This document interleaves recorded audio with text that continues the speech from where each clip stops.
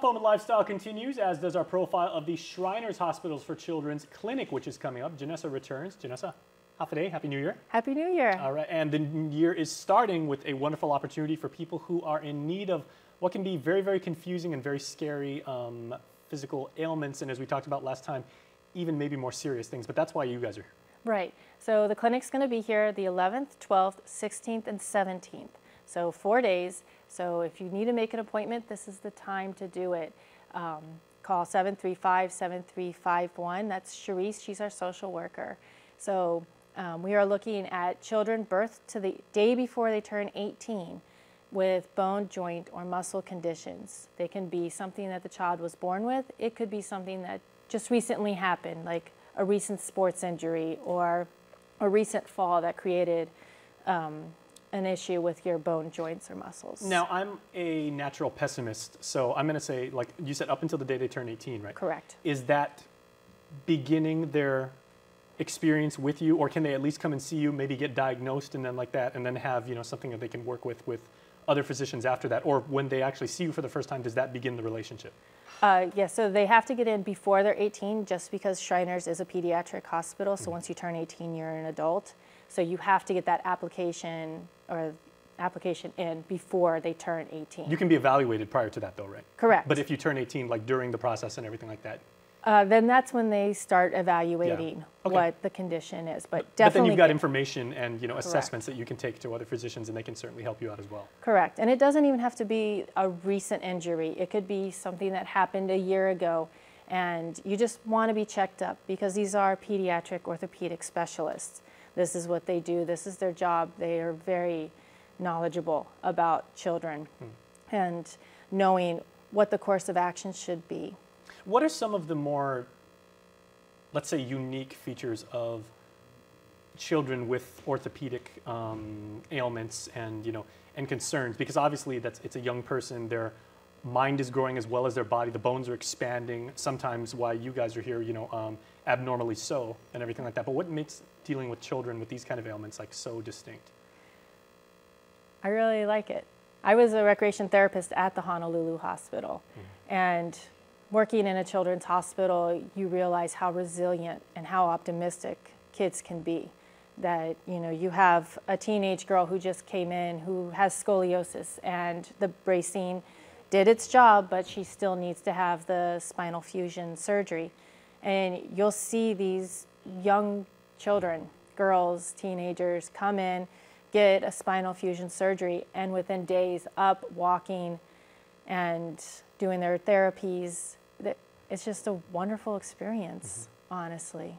Do people that young, talking about the children and the patients themselves, are they very often aware that there is something wrong with them? Because like you said last time, you know, scoliosis can often be, you know, you have various degrees of discomfort. It might be, you know, excruciatingly painful.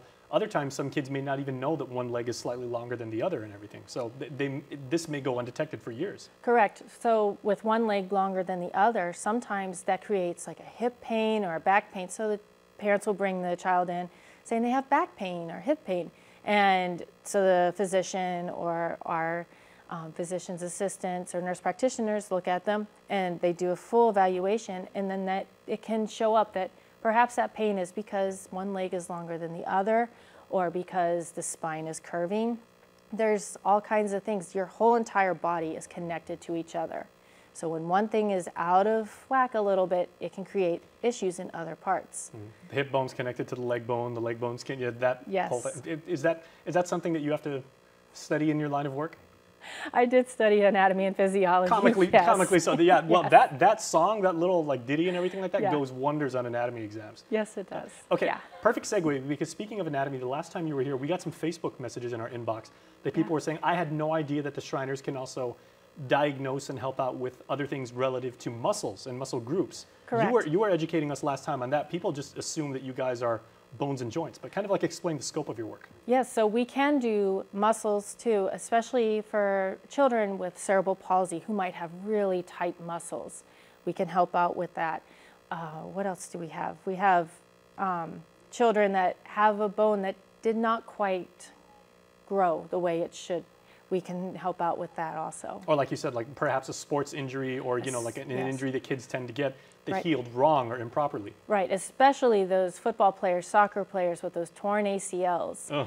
Let's hope we don't get one of those. Yeah, I had the experience of actually seeing someone, their pre-surgery x-ray, and showed that their knee was all kinds of mess inside of it. And then the doctors took care of it and it was nice and clean inside. I did not know that. That's news to me. I did not know that you guys can do like those kinds, you know. Yes.